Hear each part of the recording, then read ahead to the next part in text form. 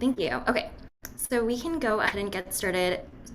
So sorry, everyone, for all of the technical difficulties. The fun thing about Zoom is that sometimes the direct meeting works, other times it doesn't. Um, and so, if you haven't already, please feel free to pop your location, your role, your org, your favorite pie or dessert if you don't like pie into the Zoom chat. Before I jump into this jam-packed agenda that we have today, I just wanted to say thank you everyone for coming. I'm so excited to see both new and familiar faces here. And for folks that don't know me, my name is Jen Noina, and I'm wearer of many hats, mostly design ones. I'm located in New York, so land previously occupied by the Lenape, Rockaway, and Canarsie tribes. And we're definitely getting into the autumn spirit here, even though it was like 70 today. So I'm president of Technologists for the Public Good, and I am delighted to welcome you all here today. So as you can see for today's agenda, it's pretty jam-packed. We're going to be talking a little bit about our organization, the Technologists for the Public Good, and give updates of what we've been working on. We'll break everyone out into rooms to do a quick icebreaker and get to know each other a little bit more. And then we've got 4 lightning talks from our community members, Anisha, Billy, Reilly, and Shahzma. And finally, we'll wrap up, if we've got some time at the end, with some board AMAs or Ask Me Anythings and what's coming up next. So in terms of logistics, we love seeing everyone's faces, but I also know that for some folks, it's been a long day, it's exhausting to be on Zoom, and so feel free to do what feels right, face mute if you need to, and feel free to use the chat. So we've got everyone on voice mute, but if you want to chime in, just use the Zoom function to raise your hand, and I can go ahead or one of us can unmute you. So next slide, Stephanie. Thanks. So we all know that this field is still growing and maturing, which means quite often our work feels like we're both flying the plane and building it too. It's exhausting work, but we're not alone. And one thing that's kept me here, in addition to all of our collective missions, is the awesome people like yourselves that are doing this work. Community is so important to the work that we do here, and that's what we really want to create. So we, Technologists for the Public Good, are a professional association for people passionate about employing technology as a tool to create government and society that works for everyone. So we're here to support and empower all of you to reimagine how the government serves the public. And so I feel like we keep saying we, but who do we really mean? Who do I really mean when I say that? So I'm here today representing this amazing board of directors that are doing the great behind the scenes work to stand up this org. And I want to welcome our newest board members, Sid, Angelica, and Anisha, and also shout out to our existing board members, Aaron, Corey, Robin, and Stephanie. And if we've got time at the end today, we'll do AMAs. And so for the folks that are here, start thinking about, any questions you may have for this awesome group of humans. In addition to our board, I also want to recognize our members too. These are just a few of them listed on our membership directory, which you can see on our website. And we've got over 300 people registered as members, and we're made up of a myriad of disciplines, from design to policy to data science, but we're pretty light on procurement, as you can see, and it's arguably one of the most important disciplines in our field. So please go recruit your procurement friends to join us. Procurementati, we know you're out there. Please join us. And so now that we've got all of the background stuff out of the way, the last time we've had a gathering was in the summer, and a lot has happened since then. So I'll hand it off now to Stephanie Kane, our vice president and a designer at the Colorado Digital Service, to talk about what we've been up to. Thanks, Jen. Hey everyone, I'm Stephanie and I use she, her pronouns. And as you know, this past summer, we transitioned from AGL to Technologists for the Public Good. And our board has been working hard to ensure that our processes reflect our updated mission and structure. So as you can see on the slide deck here, we've recently approved organizational bylaws, which are published on our website. And we will also share the link in chat here. And as Jen mentioned, community is super important to us, and we are dedicated to making a safe space for everyone. So to that end, we've crafted a code of conduct that outlines acceptable behaviors and community guidelines for our events and interactions. In order to ensure our code of conduct is upheld, we've established a safety team to handle any reported violations. The code of conduct and the form to report a violation are linked to from our website, and we welcome feedback from you all, from our community, on either the bylaws, the code of conduct, or the safety team. And you can email us anytime at hi@publicgood.tech. As we look to next year, we want to preview a few things that we're hoping to focus on as an organization. We want to shape a vision for the future of this field that is sustainable, equitable, and people-centered. And to that end, we want to collectively create a body of knowledge and shared resources that anyone can use so that we might build upon each other's work. Initially, we want to focus on challenges around hiring, recruiting, and retaining talented individuals in public interest technology. That might look like creating resources that can be shared and reused, like well-written job descriptions for common roles. Maybe it looks like supporting people through mentorship so that they might understand how to navigate their career path and stay in this field long-term. There are many people and organizations working in public interest technology, and we all have something to contribute here. We want to be a connector and to amplify the stories and perspectives of a diverse range of voices across our community, especially those we don't typically hear from. We want to acknowledge the problems that exist in our field and work together to find solutions that are for everyone. For example, sometimes working in this field means volunteering time and labor or taking a massive pay cut. We recognize that the conditions can create barriers for some individuals to participate. We will also be getting more concrete around our offerings as an organization and the return on investment for being a member of Technologists for the Public Good. And we commit to being transparent about membership and how that might evolve as our organization matures and grows. These are just a few of our ideas and goals, and we'd love for you all to share your perspectives on how to make this field better, as well as what you'd like to see from our organization. So I hope I've convinced you to join if you haven't already. We'll drop the link to our sign-up form in the chat. In addition to the things that are coming next year, you'll immediately get access to this awesome network of folks and professional development, resources, networking, and job opportunities. Lastly, we are almost ready to launch our first 5 committees, which we are super excited about. Each committee has a board sponsor listed here as well, and we'll have 2 committee co-chairs represented by individuals from our community, 2 committee co-chairs. We received a ton of interest for co-chairs, and we'll be announcing this soon, likely in the next week or so. So thank you to everyone who has raised their hand to help guide those committees. Stay tuned as we're hoping to kick off the committees either next month or early next year. Now, we want to stop talking about ourselves and spend the next 5 minutes in small groups so folks can get to know each other better. So we'll put you in breakout rooms, and we'd like you to take a moment to introduce yourselves and answer the prompt, what are you looking forward to in the new year? And we'll also post that in chat in case you forget. So with that, we'll see you in 5 minutes. And go ahead. I was just going to say, this Zoom hates me because for some reason I don't have the ability to do breakout rooms. So I think we're gonna have to nix that, and we'll get to know each other more during our... This is in some ways a perfect metaphor for public interest tech. Sometimes the tech is really difficult and we all do the best we can. Yeah, I did not realize that I guess my Zoom account is strangely locked down and weird.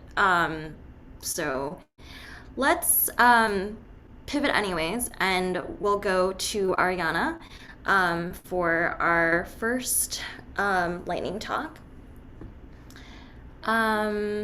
So just before we go to Ariana, just want to say we've got 4 awesome lightning talks lined up today, and we'll have each person present.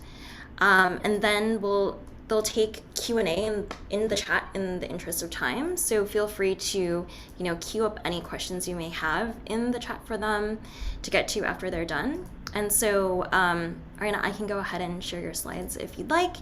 And Ariana Soto is the Deputy Director of Coding It Forward. Thank you so much for being here today. Let me go ahead and share your slides. Thanks for having me.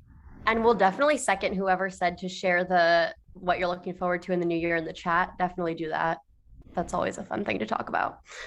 But thanks, Jen. Amazing. Are we good to go? I will take it from here. You're good to go. Thank you. Cool. Yeah. Well, hi, everyone. So excited to be kicking off this round of lightning talks, and a huge thank you to Technologists for the Public Good for hosting. And thank you to everyone who made their way onto today's Zoom despite any challenges. I'm Ariana Soto, as Jen said, the Deputy Director of Coding It Forward.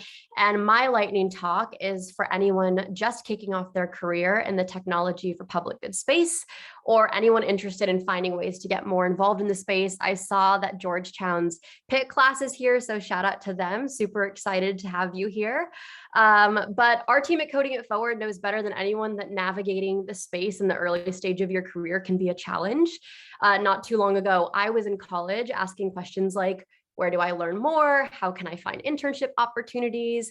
What kind of organizations exist in the ecosystem? So I hope that by the end of these 6 minutes, I will be able to answer some of those questions for you. But I'm getting ahead of myself. As I mentioned, I'm Coding It Forward's Deputy Director. Next slide, please. Coding It Forward is a nonprofit by and for young people, creating new opportunities and pathways into social impact and civic technology. You can actually hit the next slide. Perfect. We do this through a number of different offerings, including our Civic Digital Fellowship and Civic Innovation Corps programs. There are 2 summer internships for young technologists to work in local, state, or federal government. In addition to these 2 programs, we regularly share resources with our community, which includes a biweekly job drop newsletter with the latest jobs and internships in the tech for public good space. If you're interested in learning more about our programs or joining our online community, visit our website at codingitforward.com and follow us on social media platforms at Coding It Forward. We'd love to have you join us. Next slide, please. Since our founding in 2017, we've built up quite an arsenal of knowledge about how to navigate the tech for public good space in the early stage of your career. So I'll spend the bulk of my 6 minutes sharing this knowledge with all of you. And to save you the hassle of feverishly writing down all the orgs on my slides, I'll be sharing a bit.ly at the end in the chat with all the links. And we'll also be posting a Twitter thread on my personal Twitter, which I will share at the end with all the links to all these logos on your screen. So please don't feel the need to write them down. You'll have a quick handy link to find them. But want to start with on-campus opportunities. So if you're still making your way through your academic career, these are a few orgs that lots of the members of our community have found useful in learning more and getting hands-on experience in tech for public good. So Hack for Impact, Design for America, and Develop for Good all provide young technologists with opportunities to get hands-on experience in this space if you're looking to kind of work on a project, mostly through campus chapters. TechShift and New America's Public Interest Tech University Network are great organizations to learn more about the work available to young people still making their way through school. Again, I will share these links with you, but there are many, many more organizations, but there were only so many I could fit on a slide. And so I'd welcome anyone to add resources to the thread that we're going to share on Twitter or drop them in the chat for anyone watching. Next slide. Once you've learned more and know that this is something you want to pursue, you might be looking for an internship or job in the tech for public good space. These are some of our favorite places to look for internships and jobs. While they might not be a catch-all for every single opportunity out there, they're definitely a fantastic place to start. And another great place to look is subscribing to newsletters from some of your favorite organizations.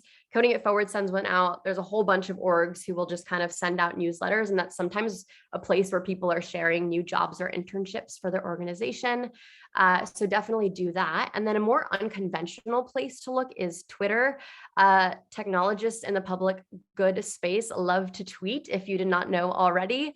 And so this is usually a really great place to find opportunities. If you're not sure where to start, find Coding It Forward, look at who we're following and who we're tweeting about, and that's probably a great place to go digging on finding other technologists who are also tweeting.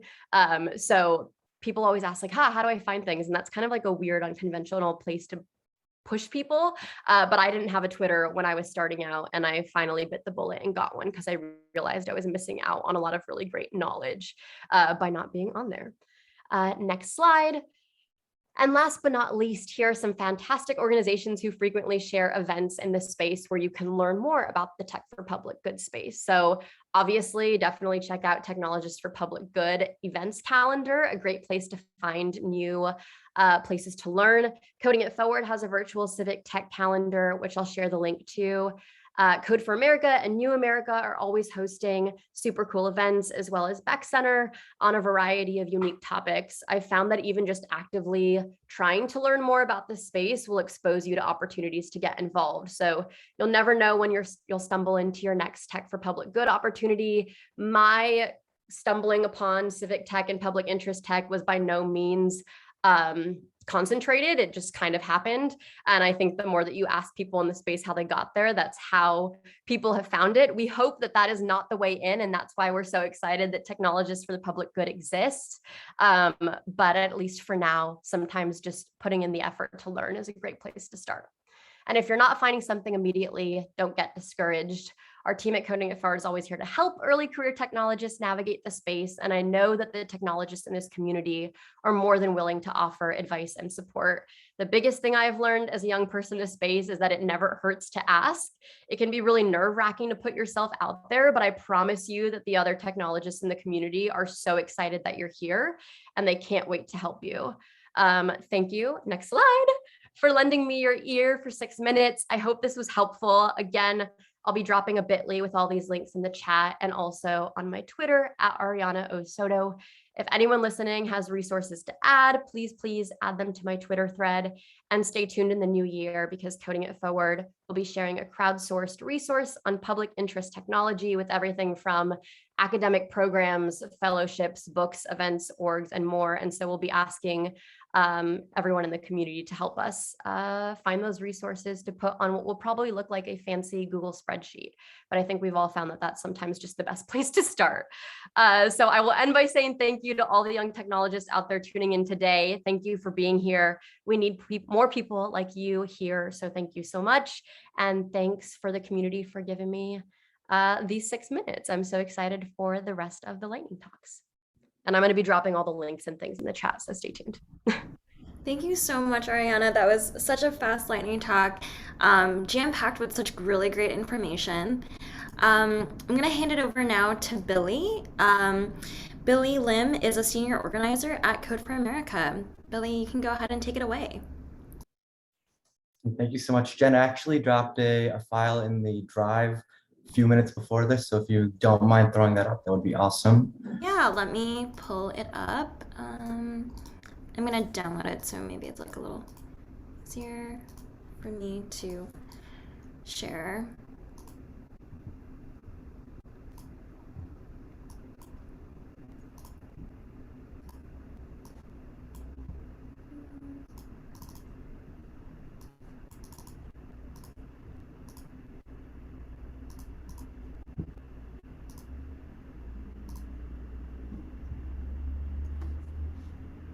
Okay, if we can go to the first slide.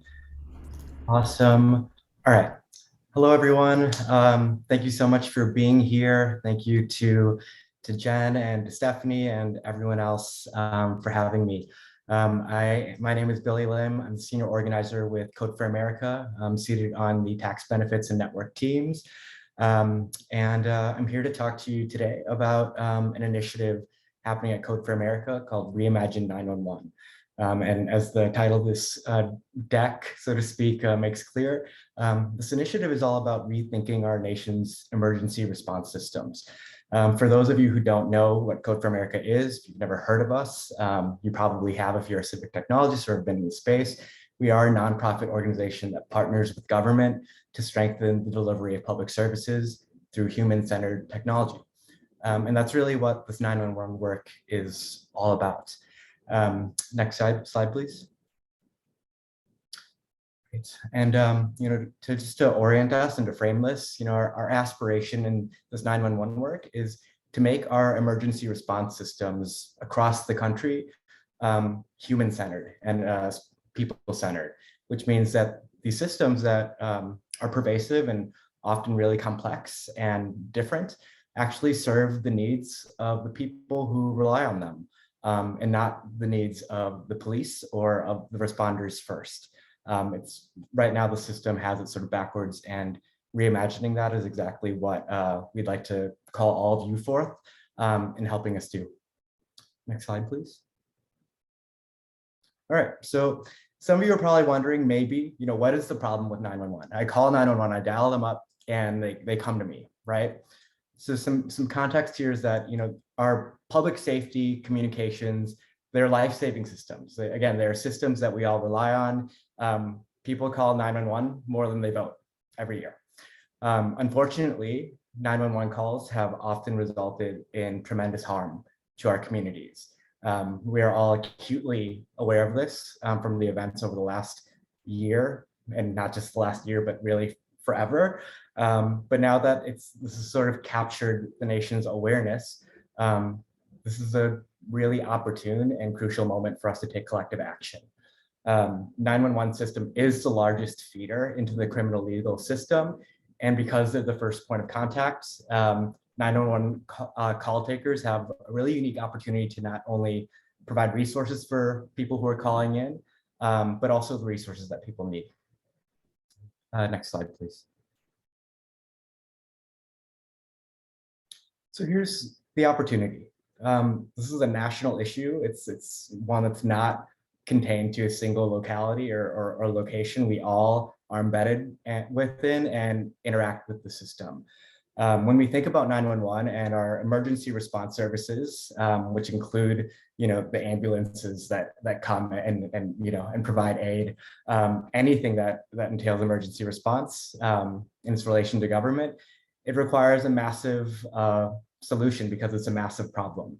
And the hypothesis that we have at Code for America is that we can tap into people power. We can tap into the talents that all of you have, and folks who are even not civic technologists, that knowledge, that brain trust that we all comprise together to completely reimagine and transform 911 from a police first service into one that is, again, people-centered and meets our needs by providing the services and resources that everyday people are asking for.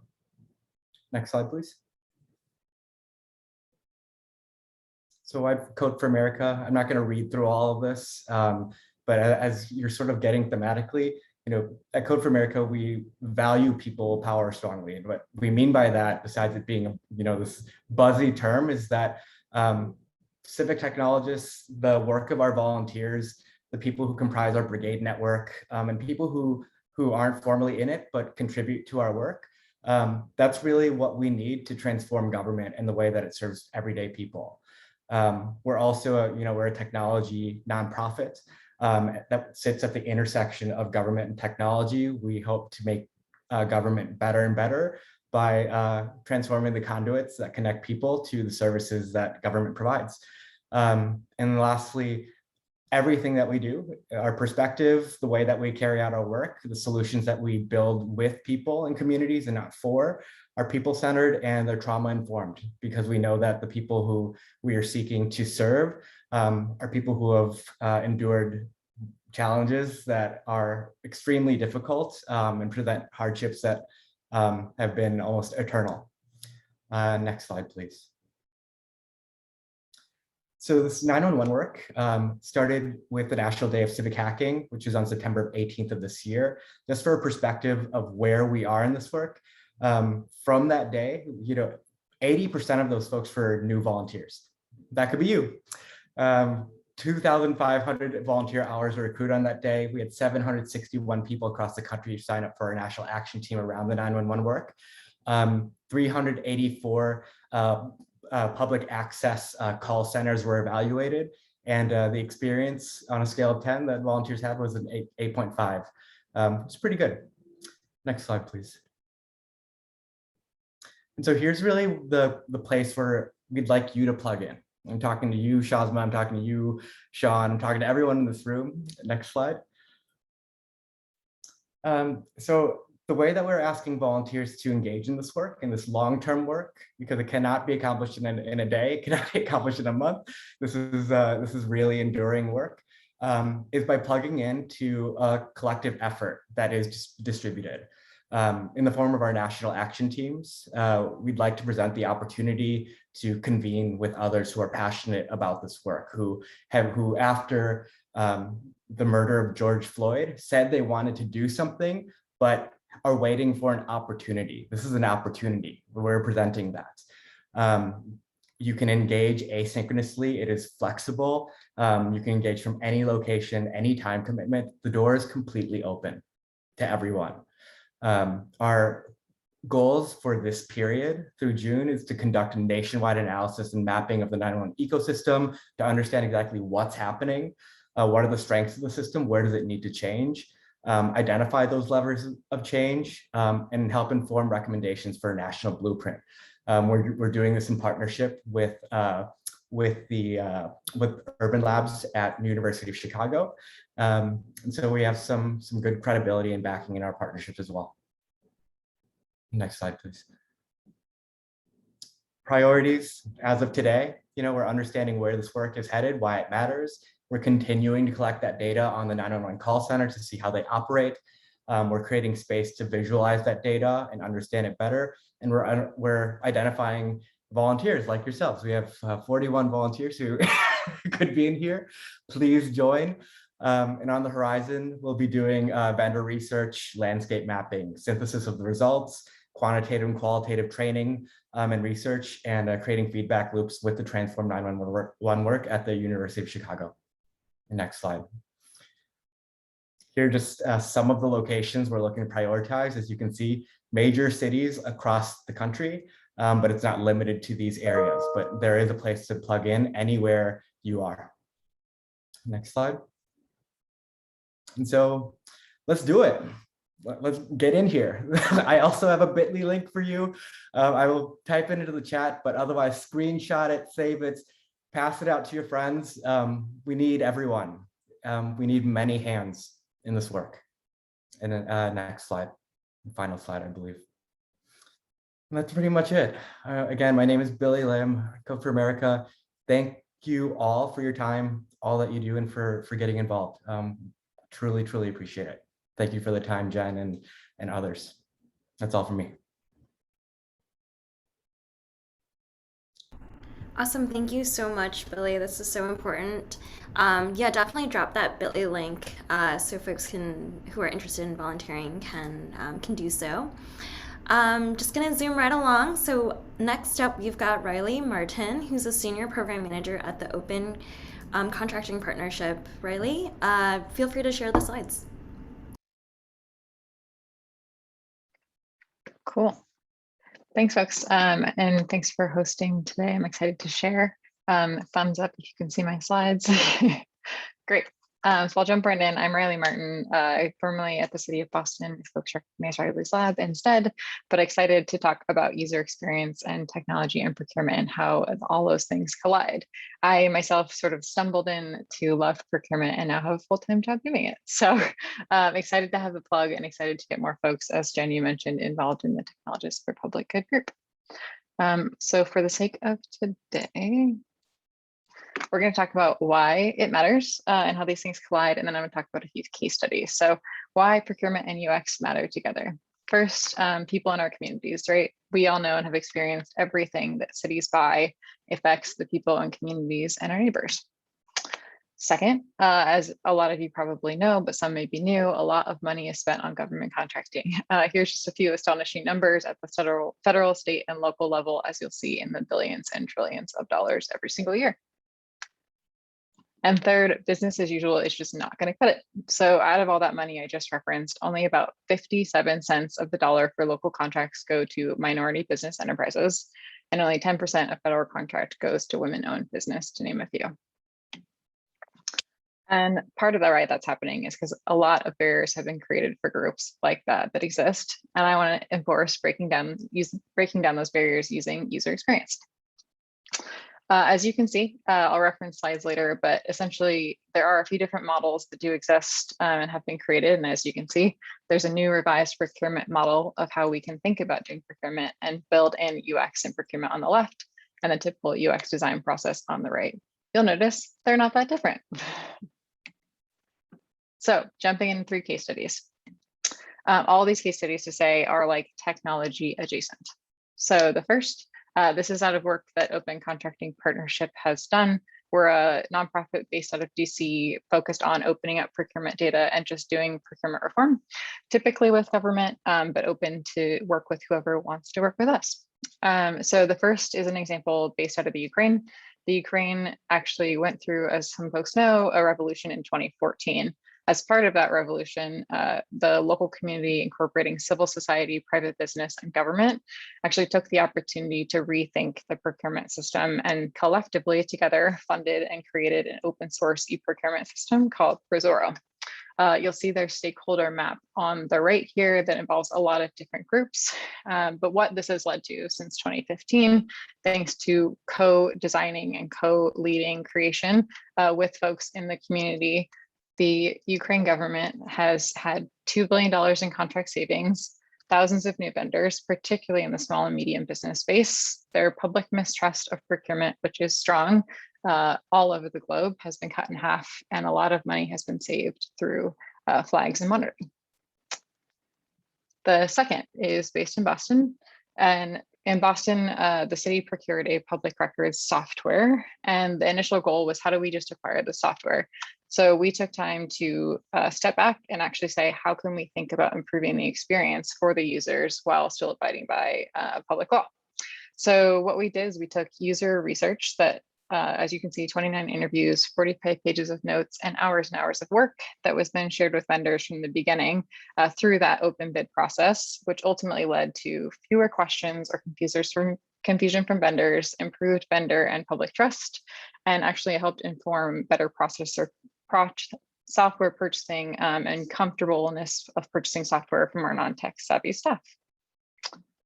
And third, a nod to Steph, who was involved in this project, so she can probably speak more to this, but the state of Colorado during COVID-19 also used user experience in a procurement when they were purchasing case investigation and contract tracing software. A few of the select tactics that were used were, again, interviewing users, doing a blueprint, doing market research, again, all that was provided to vendors from the beginning, which vendor bake-off, so folks could actually test out the system, again, including non-technological savvy staff, reimbursement of vendor expenses, which we all know can be hard, particularly for small business, and opened up lines of communications with vendors.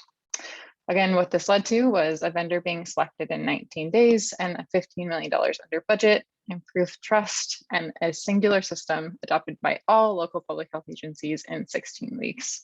As folks who have probably been involved in procurement yourself, all three of these are incredibly tremendous feats. I'll link this later, but so folks know there are a lot of resources that do exist that can help us think through this. Some folks have already thought through how user experience can make the change, but hopefully some of the key studies show outcomes that actually show that it's a good thing. So a challenge. I want all of you to experience this yourself if you haven't already. One thing that you can do is just go to your local or state procurement website, try to search for an opportunity of work, read through that opportunity, measure how long it takes, compare that to your hourly rate, and think through how long that's taken you. And that's just the beginning. One thing that you can do is screen or video record your experience. I'm happy to help lift up your message or use it as a way to open up a conversation with your local government and offer your UX expertise. That being said, let's continue the conversation because I'm excited to continue to do this work in the US. Thanks. Thank you so much, Reilly. Super appreciate all the awesome facts and case studies. And then last but not least, we've got Shahzma Esmail, who is a senior consultant at Ontario's Treasury Board Secretariat. Shahzma, I'll let you take it away. Thanks, Jen. How would your life change if you didn't get paid at work for 5 years? This actually happened to public servants in Canada. Government hired big consulting to deliver a failed IT system that cost billions of dollars and dragged on for several years. And it's a common story. Add a global pandemic that, on one hand, increased pressure for government to deliver faster, and on the other hand, created space for reflection that led some employees to say no to inflexible workplaces. So how do we use this moment to build the world we want to live in? My talk today is about how it starts with leaders, who are willing to act on public interest values to deliver equitable outcomes. They do this by changing system defaults, leading their teams in new ways, and prioritizing equity. As a public interest designer with more than 10 years with the Ontario government, I've been thinking about the enabling conditions for a digital government that works for people. Leaders show what they value and what they don't value in the words they choose and the actions they take. They amplify what they value through repeated actions that can block or enable people to deliver public interest tech. But how aware are they of the values they perpetuate? How often do they act to increase self-awareness and better manage themselves? And how often do they ask critical questions about whether their actions align with their values? Leaders need to be driven by public interest values to create enabling conditions that allow public interest tech to thrive. These are values like integrity, openness, community, pluralism, and humility.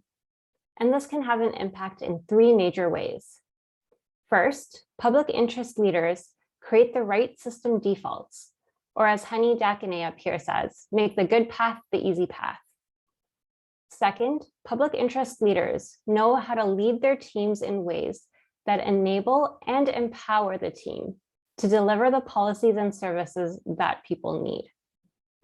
Third, public interest leaders prioritize changes that will help create a more equitable world. First, let's talk about creating better system defaults. Currently, we set and forget many defaults in government. For example, it takes more work to get approval for an open source tool than a multi-million-dollar proprietary tool because of architecture and procurement defaults. Why does that burden fall to the team? We need better system defaults, ones that make it easy for people to make the best decisions by default. It should be less work to use an open source tool, and it should take effort to detract from those defaults. We need public interest leaders who will change these defaults by challenging their teams and championing modernization. Second, let's examine how leaders enable their teams to deliver. Currently, many executives still operate on a command and control model. These models were designed for factory work over 50 years ago. For example, that executive who stalls a document for 2 weeks and changes some font colors for unexplained reasons. We've all met executives who don't share information, don't collaborate with others, or micromanage their teams. And what value does that add? Every leadership book in the last 20 years explains newer ways of managing teams that improve knowledge work and value people. And valuing people reduces turnover. It creates a more productive workforce, and it attracts and retains skilled people. We need human-centered leaders who prioritize their staff, use servant leadership, and know how to lead their teams to deliver. This means public interest leaders who focus on outcomes, who trust people, who seek feedback, who share their power, and who give their teams cover. As organizational psychologist Adam Grant says, leaders speak up and support down, not kiss up and kick down. Third, let's discuss leaders willing to prioritize equity by pushing for transformative change. Currently, executives can co-opt the language of anti-racism, but take no action. They can be sexist, and there are no consequences, and they often even get promoted. Are these the behaviors we want to amplify? We need informed leaders who do the hard work to embed anti-racist, trauma-informed, decolonized, and sustainable practices in all they do. We need public interest leaders who build diverse teams, show inclusion in their day-to-day actions, and engage each person to contribute based on their strengths and interests. Leaders driven by public interest values will create enabling conditions that allow public interest tech to thrive by changing system defaults, leading their teams in new ways, and prioritizing equity. So let's hire them, partner with them, find them, amplify them, and be them.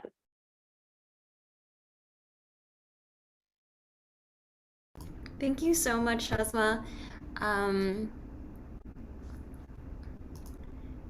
Yeah, that was so awesome. Let me go ahead and say a huge thank you to all of our speakers. You can follow them on Twitter, find them on LinkedIn.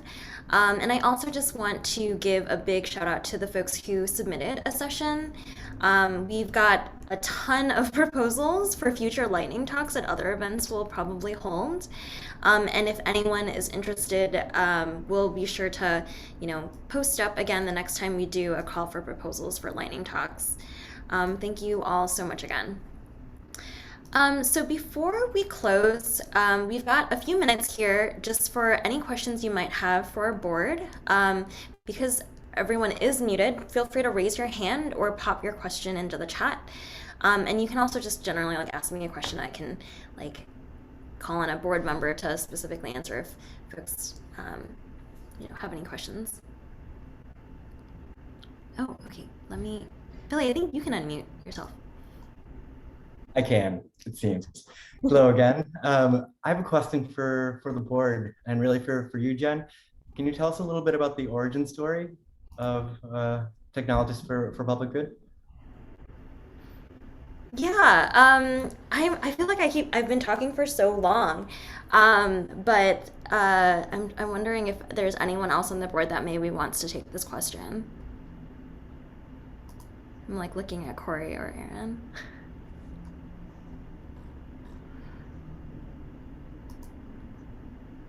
Okay, I guess I will take it.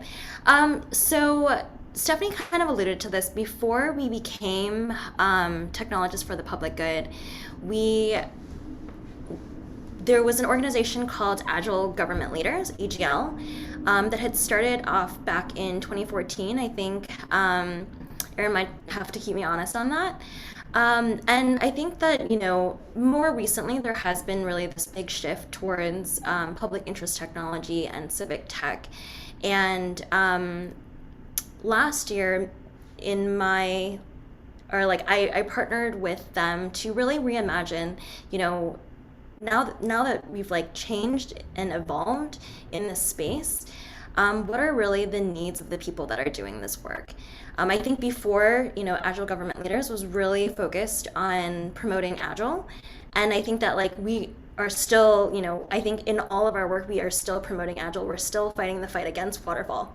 Right. But I think that luckily our community has broadened and we've brought in lots of design, lots of procurement, lots of product and engineering perspectives.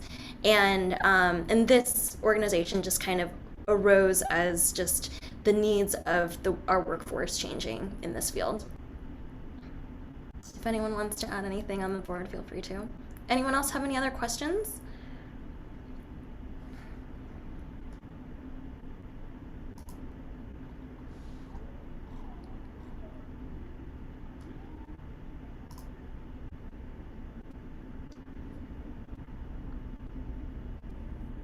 Awesome. Well, I guess if no one has any other questions, we will just kind of recap really quickly and say that, next up, as Stephanie mentioned, we're going to be kicking off some committees in the next few months. And so just keep an eye out for that. We'll also be hosting a virtual winter social that's a little bit more casual, where folks can hang out and catch up and, share what everyone's been working on, kind of reflecting on the crazy and awesome year we've had. And then we'll also have an upcoming membership event in the spring, so sometime in April, and we'll go ahead and update everyone via all of our channels of all of these events. And then that's it. So I just want to say thank you so much for coming. Thank you so much for all of our amazing speakers. If you have any questions at all, you can reach us on LinkedIn, Twitter, Slack, email. And I hope everyone has a wonderful upcoming holiday. Thanks so much for coming, everyone. And I hope everyone has a great evening. Thank you.